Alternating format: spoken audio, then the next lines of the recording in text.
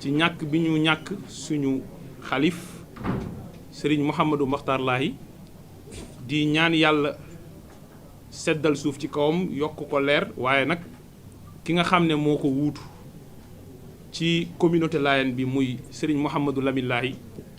yàlla yombal mission bi mu am pour l'islam waaye yàlla def naal bu mu am pour Sénégal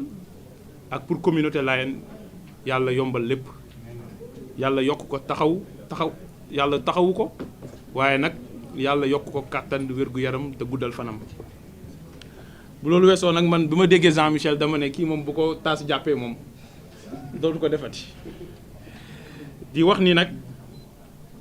conférence de presse bi solos bi mooy mettre l'accent ci ñaari visage Thierno Alassane Sall bu démb ak Thierno Alassane Sall bu tey parce que Thierno Alassane Sall bu démb ci jëf nañ koy natt Thierno Alassane Sall bu tey ci wax nañ koy tontu te honorable député Guy Marius Sagna dafa am lu muy wax di ko répéter tout le temps mooy jëf mooy nattukaayu dëgg balaa ñuy wax wala balaa ngay wër di wax ne da ngay présenté wu comme le symbole de la probité le symbole de l'intégrité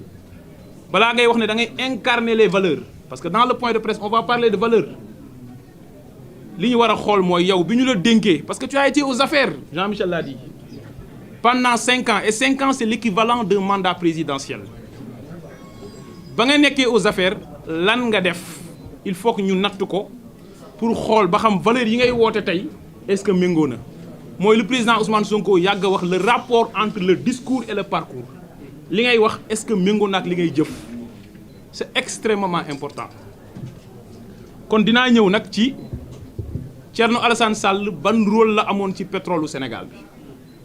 surtout ci benn transaction bu sulfureuse boo xam ne c'est un véritable scandale scandale yi du benn de moom daal kon bi mu nekkee ministère de l'énergie toje yi amoon na ci sous-secteur de l'électricité mais toje yi amoon na ci sous-secteur des hydrocarbures mooy alal bi ñu yàlla baaxee ci suufu Sénégal ñëpp wekk ci seen yaakaar muy le pétrole et le gaz du Sénégal ci loolu laay wax ni dinaa ñëw ci démb nag ay fausses nouvelles yoo xam ne daf ko indi maanaam wasaare ay xibaar yu wërul ci ne prix baril pétrole bi wàññeeku na selon moom de 21% ci àdduna bi et que Sénégal pétrole mi ngi fiy ball kon sénégalais yi daal lépp luy produit pétrolier muy gaz bi ñuy utiliser ci kër yi muy gaz butane muy essence muy gasoil muy jet bi avion yi di utiliser muy essence bi bateau yi di utiliser muy courant bi lépp a war a wàññeeku dinaa ñëw ci loolu bu loolu weesoo nag ñu dimbali ko tuuti defal ko lu ñuy wax consultance gratuite dañ koy defal personal branding ñu jàngatal ko moom profilu Thierno Alassane Sall mooy kan parce que loolu nit da koy soxla de parfois il faut nga remettre sa bopp en cause on va l'aider dans ce sens. alors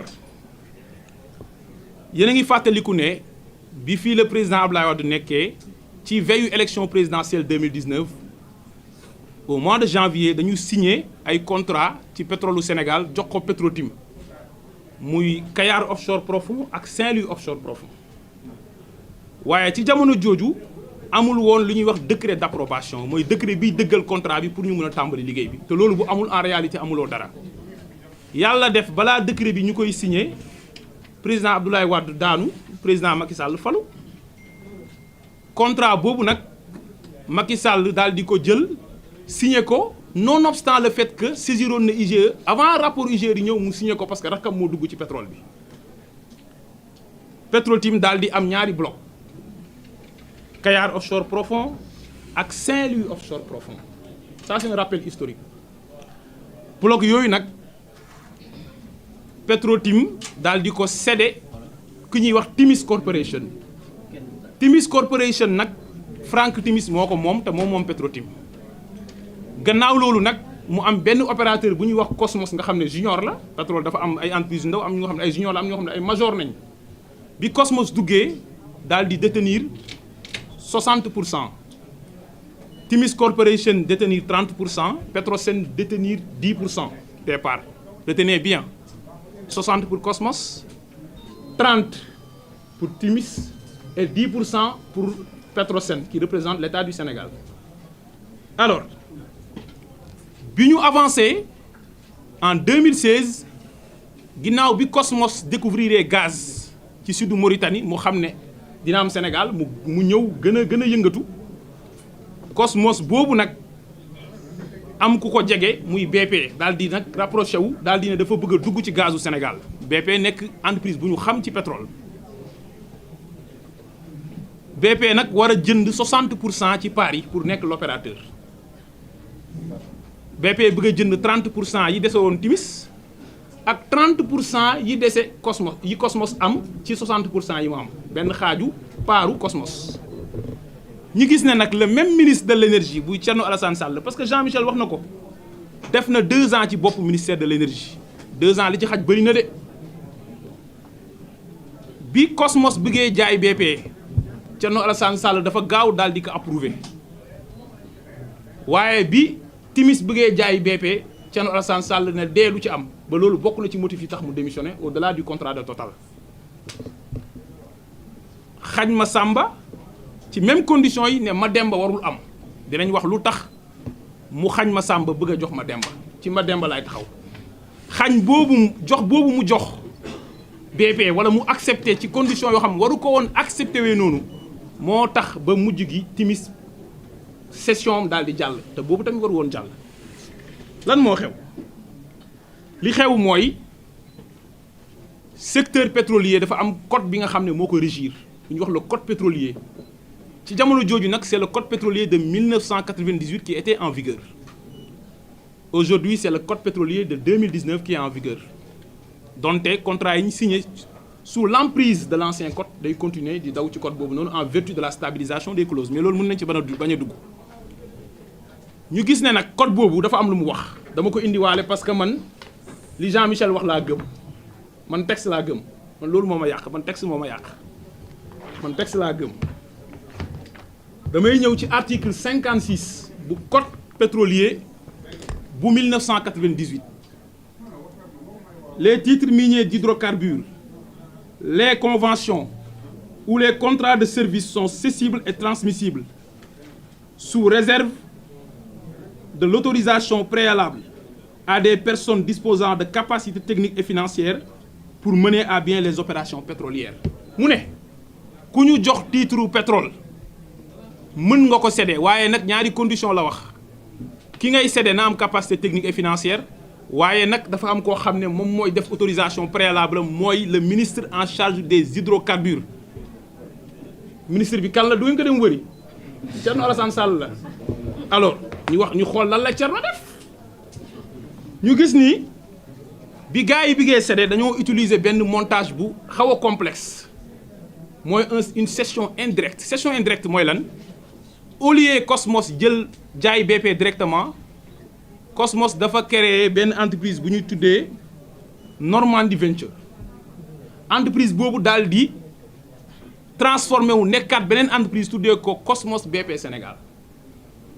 Cosmos BP boobu ci Sénégal boobu BP am ci 50% Cosmos am 50% modalité boobu nañu utiliser pour def une cession indirecte ma wax na code bi. notamment le code de 2019 te le code de 2018 wax na ko mooy booy céder entreprise boo xamante ne moom mooy céder boppam su ma nee entreprise buy céder boppam mooy entreprise boo xam ne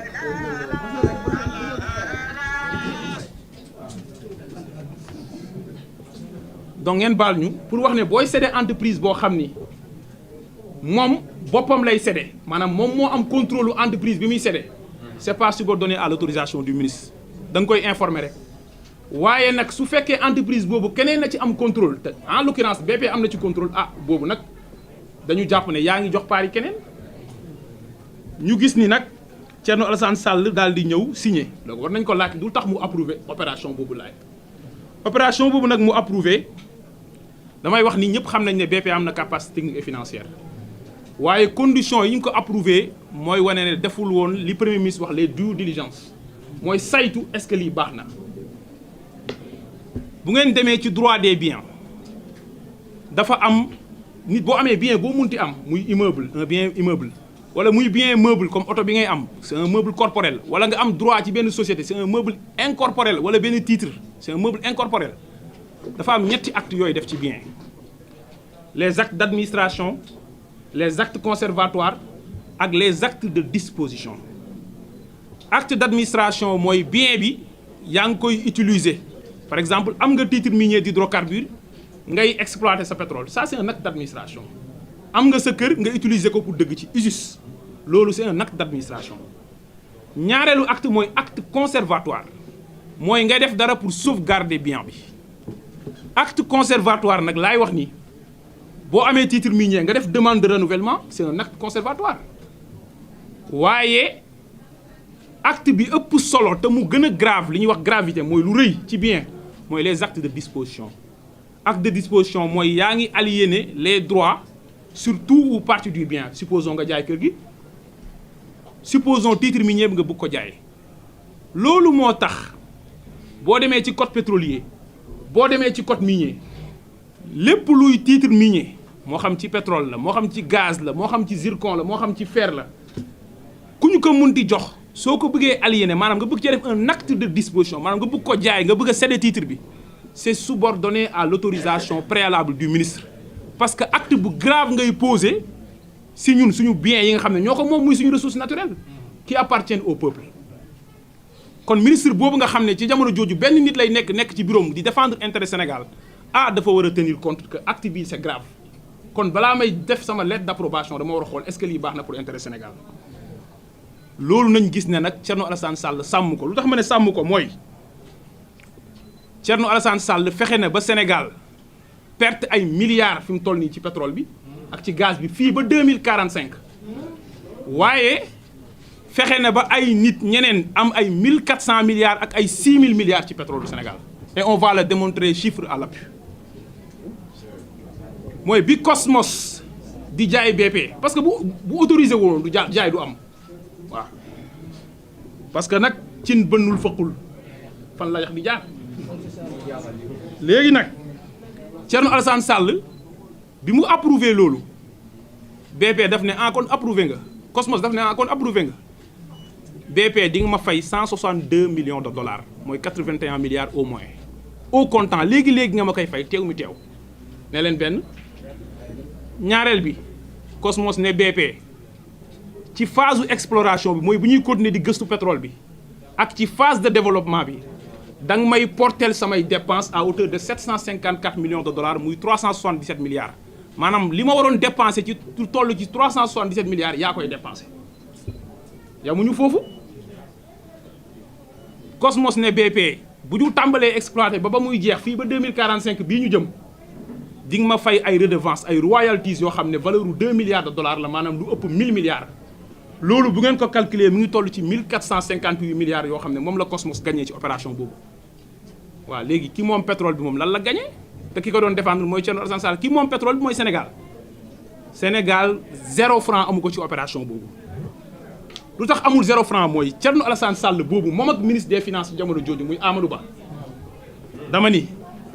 plus-value de cession bi ñu waroon demande ci transaction boobu ne Sénégal nañ ko fay taxe parce que dañ la jox bien nga jaay ko am ci xaalis doo ci fay impôt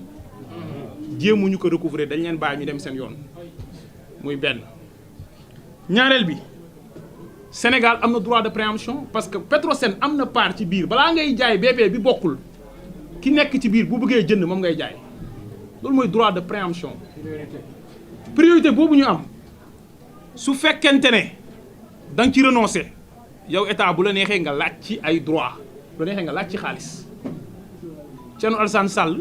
posé wu ci benn acte xam ngeen loolu lu mu ñu jural Petrosen amul benn portage sur les dépenses futures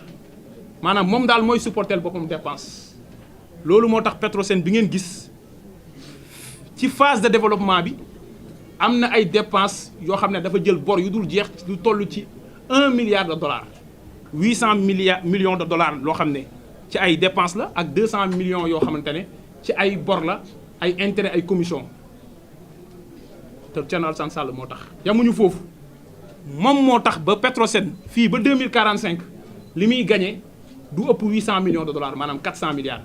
li mu dépensé déjà ëpp na 650 milliards waaye li muy gagné matul sax 400 milliards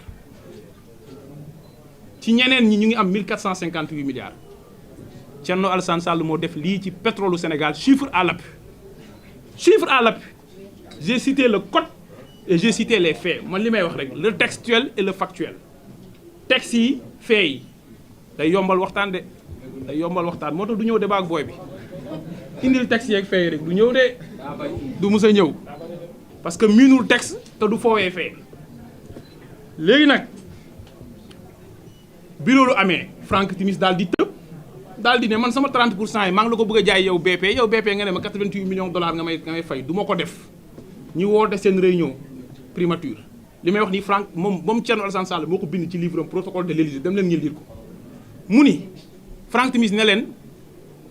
bu ngeen ma nangulul sama session yow Thierno Alassane Sall bu ngeen ma bañalee lii ma bëgg man comme ni ngeen ko nangulee Cosmos man dinaa leen jébaane ba pare porter leen plainte ci ni ngeen salfaañee intérêt Sénégal ak ni ngeen def pour xeex bi finalement ñu nangul ko li mu bëgg donte moom jugee na fa moom au comptant mu laal 250 millions de dollars muy 125 milliards gaa yaa ngi laal le Sénégal rek a laalul parce que Thierno Alassane Sall moo ñu war a représenter beneen bi mooy mu négocier royalty ne fii ba contrat bi di jeex dinaa laal lu toll 10 milliards de dollars muy 6 000 milliards baatu 6 000 milliards amul fu seen xel di dem mooy 400 milliards parce que dañu jël 6 000 milliards yi divisé woon ko ci nombre d'habitants yu Sénégal am population bi daal di ne sénégalais bu nekkoon war na am 400000 moo tax seen 400000 ñaari Sall leen ngeen ko war a laaj bu leen neexee laaj ko Aliou Sall bu leen neexee ngeen laaj ko Thierno Alassane Sall c'est extrêmement important loolu laa bëggoon wax nag ci session boobu am nga xam ne moo ko def te mu ne fang taxaw nag dugg ci barigo pétrole sol drap bu weex dugg fa def fa 2 ans génn ba léegi dafa weex loolu mën na ne gars yi caaxaan baaxul waaye bu loolu weesoo nag ma ñëw ci li mu wax démb ne prix pétrole wàññeeku na de 21% et que Sénégal léegi dafay raffiner pétrole dafay produire pétrole depuis juin et juillet 2024 kon donc sénégalais yi daal affaire dafa war a wàññeeku si ñoom prix produits pétroliers yi damay wax ni loolu mu wax méngoowul ak dëgg Jean-Michel wax na lu am solo ci facteur endogène yi mooy pétrole bi ñun dañ koy jënd au même prix que ñëpp te ñoom ñoo négocier loolu nag waaye man dinaa ñëw sur les facteurs exogènes facteurs exogènes yi mooy laaj leen ko moom Thierno Alassane Sall l'ex-ministre de l'énergie est-ce que bu prix baril pétrole yokkee ci àdduna bi sénégalais yi dañ leen koy répercuter kenn répercuter wu ko sénégalais yi parce que ñaari modèle moo am le modèle libéral moo am Côte d'Ivoire de bu prix baril pétrole yokkee ñëpp yëg ko ci seen poche seen courant yokku seen gaz yokku seen essence yokku am modèle boo xam ne mooy naan non man damay préserver population yi dama leen yërëm man état maa jël sama loos gàll sama loos ne damay subventionner mbir yi subvention bi mooy lan dafa am lu ñuy wax la structure des prix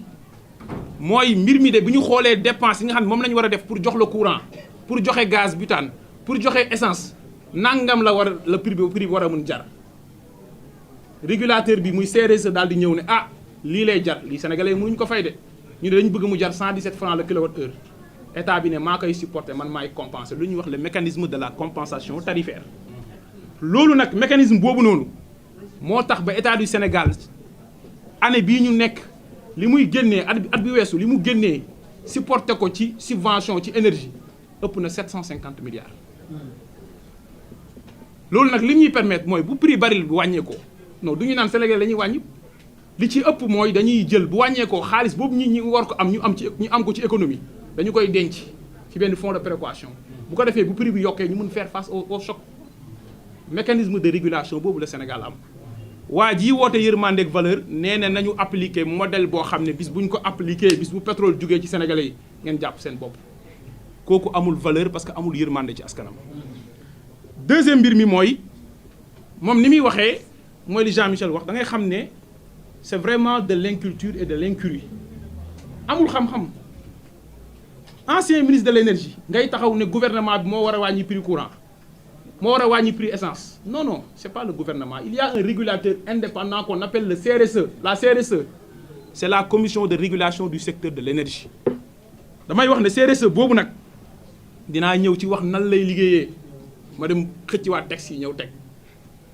waaye dinaa wax su waree yokk prix wala mu wàññi prix ci lan lay basé wu ak li Thierno Alassane Sall wax ne 21% fan la ko teg ak lu tax courant ak produit yooyu mu wax mënul woon wàññeeku.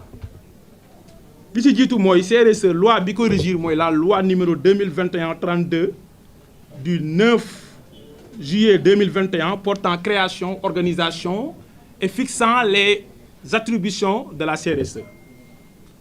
waaye buy liggéey pour fixer prix yi dafay appliquer benn décret boo xam ne c'est le décret numéro 2014-1562 du 3 décembre 2014 fixant les modalités de détermination des prix des hydrocarbures raffinés décret boobu lay utiliser. chaque mois dafay génnee benn décision moom CRSE daal di fixer la structure des prix des produits pétroliers xam nga yan produits lay fixer prix yi dina ko fixer ci pétrole dina ko fixer ci gasoil dina ko fixer ci gasoil bi Senelec di utiliser dina ko fixer ci gaz butane dina ko fixer ci essence ordinaire bi dina ko fixer ci essence bi nga xam ne moom la bateau yi di utiliser dina ko fixer ci super diesel dina ko fixer ci diesel Senelec dina ko fixer ci fuel bi nga xamante ne moom la ñuy utiliser ak yeneen produit ci lépp la koy utiliser. Thierno Alassane Sall est très superficiel waaye bu waree fixer prix fan lay basé wu dafay fondé wu ci ñetti mbir Jean-Michel wax na ko sànq c'est important. première mbir bi muy basé wu mooy pétrole ñaata lay jar ci àdduna bi mooy l'évolution du cours international du pétrole et des produits pétroliers muy benn. ñaareel bi mooy mu fixé wu mu daal di basé wu ci li nga xam ne mooy parité dollar ak CFA xam nga lu tax mu ciy basé wu parce que ñun bu ñu koy jënd à l'étranger dollar dañ koy jëndee bu dollar bi jugee suñu dépense day gën a bëri waaye bu dollar bi wàññeekoo day gën a wàññeeku kon donc day basé wu ci dollar bi Thierno Alassane Sall waxul ci dollar bi fan la toll actuellement. ñetteel bi nag mooy dina basé wu ci tarifu fret bi maanaam bu ñuy transporter produit yooyu tarif bi ñaata la jar parce que tarif boobu nekkul ci suñu loxo ci ñetti éléments yii la ñuy wékku daal di prix fixer prix bi ci benn période de référence def lu ñuy wax le pricing. alors Thierno Alassane Sall daf ne prix baril pétrole dafa wàññeeku de 21%. wax leen ko li mu wax mu ngi nekk ci ginnaaw dëgg ma bàyyi leen nag ngeen wax ci li nekk ci ginnaaw dëgg lan lay firi. dama leen di jox statistiques yi prix baril pétrole ci période de référence bi ñu fixé dernière structure des prix yi période de référence bi mooy nekk entre le 24 février 2025 ak le 21 mars 2025 prix baril pétrole mu ngi tolloon ci 76,164 dollars wàññeeku ba 72,188 dollars loolu 3,98 dollars moo ci wàññeeku maanaam moins 3% loo xam ne 3% moo ci wàññeeku nga ne 21% moo ci wàññeeku nga yokk ko multiplier ko par 7 yéen kooku am na valeur nee na de 21% nee leen ko du dëgg c'est de 3%. il faut dire la vérité quand on prétend être celui qui symbolise et qui défend les valeurs de la République. deuxième chose dama koy jox yeneen prix yeneen produits yi pour bu ko defee mu xóotal parce que c'est extrêmement important parce que il est trop superficiel. le supercarburant de 7%, le gasoil de 6%, le jet dafa diminuer de 5% et le gaz butane dafa diminuer de 3,5%. gisoo ci prix boo xam ne li mu wàññeeku ëpp na 7%. kon fan nañuy jaar bay wàññi produits pétroliers yi li wàññeeku dafa néew di waaye waxuma li wàññeeku mais deuxième élément bi ma wax dañuy basé wu mooy dollar bi fu mu toll. ñu gis ne ci même période boobu dollar bi dafa jugee 630 équivalent dollar CFA muy parité bi $1 bi daal di wàcc à 583 yéegaat à 611 waaw dollar bi ngi jug xanaa nag xale yi nekk élémentaire naan tëppa nëmma di 1 bâtonnet 2 bâtonnet di jàng calcul xam nañu ne nag buñ la nee li ngay jëndee 1000 francs léegi jaratul 1000 francs 800 lay jar nga daw di yuuxu ñu ne la 1000 francs bii nag boo koy jënd ci beneen xaalis nga koy jëndee xaalis boo ko weccee ko 1100 francs lay nekk li ngay génnee est-ce que dafa wàññeeku. donc le montant de la facture énergétique du Sénégal n'a pas diminué fan nañuy jaar ba wàññi produits pétroliers yi. on s'adresse à l'ancien ministre de l'énergie dites-lui de parler en profondeur. leneen li ci tegu nag mooy ma wax ko ne ko situation bii bu amee li Jean-Michel wax mooy dëgg mooy buñ fu nekkee ministre de l'énergie pendant 2 ans posé wul benn acte pour assurer à l'État du Sénégal la souveraineté énergétique parce que bu ñu amoon souveraineté énergétique moom lay kii di wax facteur exogène yi am ñun dañ ciy mën a prémunir loolu le président de la République Bassirou Diomaye Diakhar Faye ak le premier ministre Ousmane Sonko bëggal Sénégal mooy SAR 2.0 bi muy wax à l'horizon 2028 ñu fexe ba 100% des produits pétroliers et yi nga xam ne 3 millions de tonnes la ñu fexe ba Sénégal di ko raffiner boppam actuellement 50% rek la mooy 1 million 500 000 leneen li ci tegu mooy li des dañ koy importer te li des ñi koy importer SAR 30% rek la ciy importer 20% yi dañu bàyyi yeneen major yu koy def ay ñoom Total ay ñoom Vivo Énergie ak ñeneen ak ñeneen même Petrosen TS da koy def nga gis un ancien ministre de l'énergie tëb rek bàyyi fi lii yëpp xóotalul taxaw di caaxaan naan non 21% ce qui est un mauvais chiffre un faux chiffre non am na rek kon dañu war a wàññi produits pétroliers yi loolu boo koy wax ancien gouvernement yi nga koy def muy jàll mais ñii dañuy sëgg ci dossiers yi ba 4 heures du matin c'est extrêmement important leneen li ci tegu nag mooy Thierno Alassane Sall posé wul woon kon benn acte pour renforcer la capacité de production de la SAR aujourd'hui même le site qui va abriter le projet SAR 2.0 a été déjà identifié en une seule année je félicite le directeur général de la SAR Habib Diop je félicite le ministre de l'énergie Birame Souleye Diop loolu mooy liggéey loo deful ci 2 ans ay nit ñi mën ko réussir ci benn at da ngay nangu ne duñu sam morom loolu mooy dëgg li ci des nag ma ñëw ci personal branding bi ñu analyser nag profilu TAS man partie bi moom gën a neex ci point de presse bi mooy qui est le profil TAS le profil Thierno Alassane Sall mooy quelqu'un qui refuse de débattre sur sa gestion Jean-Michel moo bandi heure bu Thierno Alassane Sall génnee di wax mu génneel ko gestion am tegal ko ñun foofu lañ bëgg a taxaw foofu dañ teg curseur bi de Thierno Alassane Sall vient débattre sur ta gestion et sur ton bilan qui a été catastrophique à la tête du département de l'énergie un département vital pour le pays parce que nag am na benn économiste bu doon wax ne l'économie c'est de l'énergie transformée économie énergie la tey stratégie bi ñu am pour industrialiser le pays à travers l'agenda national de transformation mënuñu ko réussir bu dee amuñu maîtrise sur l'énergie Thierno Alassane Sall dégg ngeen ko mu ne ñun ñoo woote renégociation des contrats lu tax renégocier wuñ ba léegi da nga koy naan lu tax renégocier wuñu yow tey tojaange parce que lan nañ war a renégocier mooy li nga mal négocier nañ war a renégocier da ngay rappeler loolu balaa ngay woote nañ renégocier waaye renégociation yi yéen ñëpp gis ngeen mois d'août bi weesu li musul am ci histoire du Sénégal premier ministre installé officiellement ñu woo RTS à la primature la commission d'examen des contrats conclus dans les secteurs stratégiques pétrole mine hydraulique électricité infrastructure ñu xool contrat yi est-ce que jaar na yoon xool ban yoon nañu jaar ba renégocier man mi wax nag maa ngi ci commission boobu kon xam naa li ñu fay liggéey premier ministre wax na ko Sénégal président de la République moo ko njëkk a wax Sénégal dina def tout ba auditer coûts yi parce que boo nee dépensé nga 7 milliards de dollars loolu nañu wax il faut que Sénégal xool est-ce que coûts yi nga wax ne da nga koy dugal ci cost oil bi est-ce que c'est des dépenses exigibles ñaareel bi est-ce que amul ay surcoût est-ce que surestimé woo les coûts deuxième bi Sénégal est-ce que li mu waroon am ci profit bi est-ce que loolu tuutiwul ñetteel bi mooy ñu xool est-ce que Sénégal négocié na ba gaz bi bu ko soxlawee pour les besoins de sa consommation c'est-à-dire de son marché intérieur mu mën a jot ci gaz bi nguur bi fi nekkoon te Thierno Alassane Sall bokkoon fi ñoom la BP bind ne leen parce que contrat yi ñu signé ni ñu naan bon na waaye am na benn clause bu ci baax mooy la clause de priorité nationale d'achat mooy bu Sénégal soxlawee pétrole bi wala gaz bi moom la ñuy jaay en priorité mais ñoom BP da leen bind ne leen ñaata ngeen soxla ci gaz bi laaj leen ñoom ñaata nañ tontu sax defuñ ko laa muñ daaru yaa bëri xam-xam tontuwuñ sax yow sa gazu réew ñu ne la yow nga xam ne yow da ngay dem importer ay produits bruts pour di utiliser gaz yi pour sa énergie ñu bind la ne la sëñ bi ñaata nga soxla ci gaz bi tontu sax defoo ko xam nañ lu tax tontuwuñu parce que yeneen mécanisme yi am yi ñuy jaar pour def seeni dóor mécanisme yooyu moo leen gënal Sénégal di jot ci gazam pour yéen sénégalais yi prix courant yomb ku bokkoon ci nguur googu pendant 5 ans nag wax dëgg yàlla tu devais raser les murs Thierno Alassane Sall kon du débattre sur sa gestion on est tous d'accord sur ça deuxième bi mooy moo wax ne Thierno Alassane Sall refuse d'admettre qu'il est comptable du bilan de Macky Sall. Jean-Michel wax na ko Thierno Alassane Sall ci nguuru Macky Sall la bokkoon. C'est extrêmement important loolu fu mu dem dañ ko fàttali. beneen bi ci tegu mooy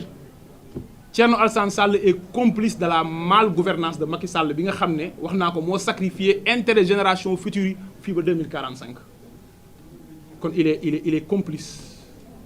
li ci tegu nag mooy su ngeen seetloo Thierno Alassane Sall en réalité musul opposé wu ci Macky Sall musul opposé wu xam nga instant mi ngi opposé wu yéen a ngi gis ne mi ngi opposé wu est-ce que amoon na taxawaay boobu ci nguuru Macky Sall moo tax keroog bi ñuy boycotté assemblée moom dafa ànd dafa ak ñoom point de presse parce que ñoom ñoo mus a ànd Macky Sall ni mu ragalee opposant nga ne opposé wu nga Macky Sall 2017 ba 2024 Macky Sall musul a laal Macky Sall tëj na fi ba tëj fi ay chroniqueur ñoom Pape Ndiaye chroniqueur la rek Serigne Saliou Gueye chroniqueur la rek Pape Alé Niang journaliste bu yoroon benn site la Macky Sall ñooñu sax tëj na leen te duñu ay opposant Macky Sall audible maanaam ngay wax sénégalais yi di la déglu nga koy critiquer da lay tëj Macky Sall tëj na fi n'importe quel opposant boo xam ne musul sax am parrainage mais Thierno Alassane Sall n'a jamais été inquiété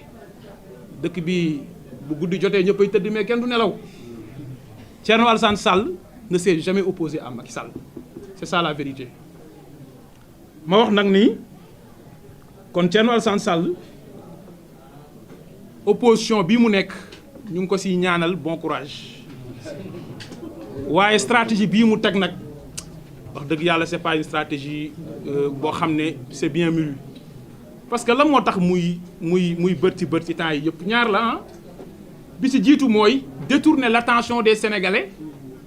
ci chantier de reddition des comptes bi nga xam ne mu ngi produire des résultats exceptionnels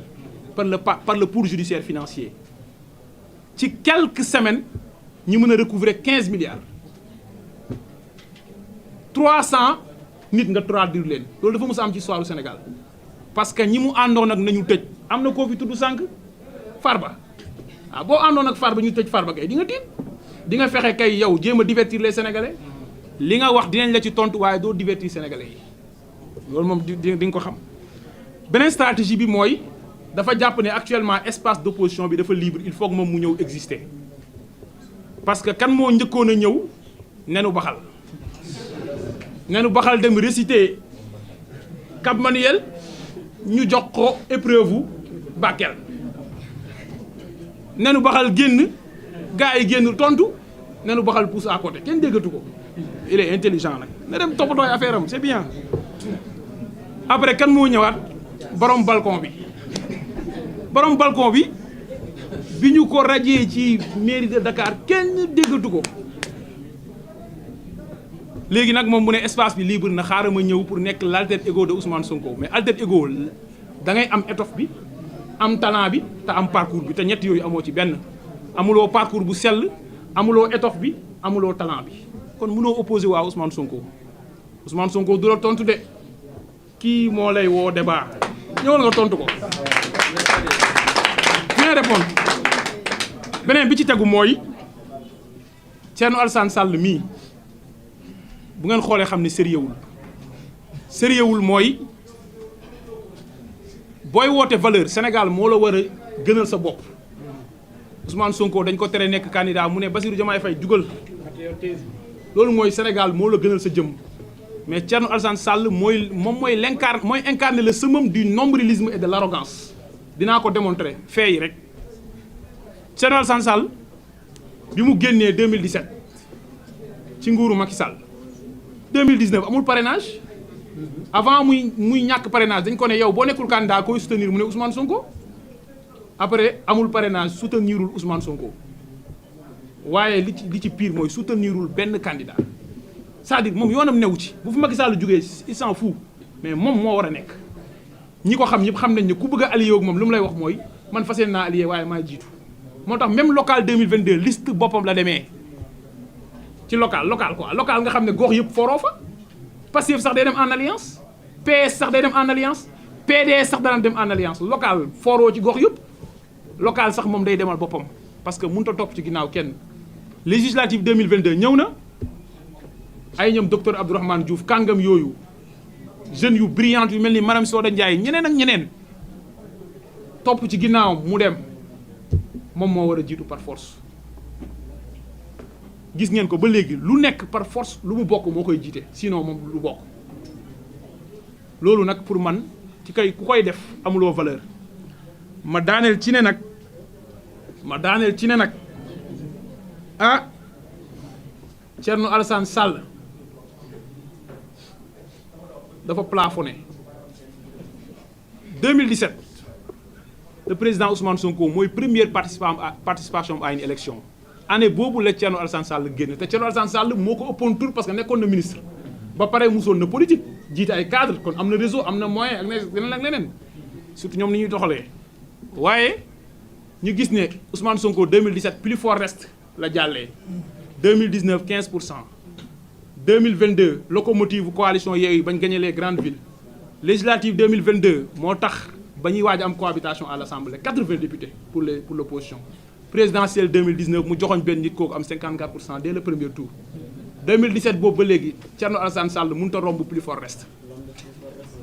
méngale leen ñaan ñi ay adversaire nañ Thierno Alassane Sall ñun balaa ñuy jàpp ne acteur politique bu crédible nga ñu ngi lay ñaan nga def effort pour franchir la barre symbolique des 1%. La barre symbolique des 1% boo ko franchiree su boobaa nga nekk un acteur politique crédible aux yeux des Sénégalais te maa leen wax ne bu ngeen deful nànk plus fort reste sax dootu ko amati. kon loolu lañ bëggoon a wax ci point de presse bi di daaneel ci ne nag la jeunesse patriotique du Sénégal qui est la JPS jouera son rôle d'avant-garde. parce que jeunesse patriotique bii ñi fi teew nii bokkuñ ak jeunesse su parti au pouvoir yi fi nekkoon nga xam ne ci xuloog xeex ak dóor chaise nga leen doon dégg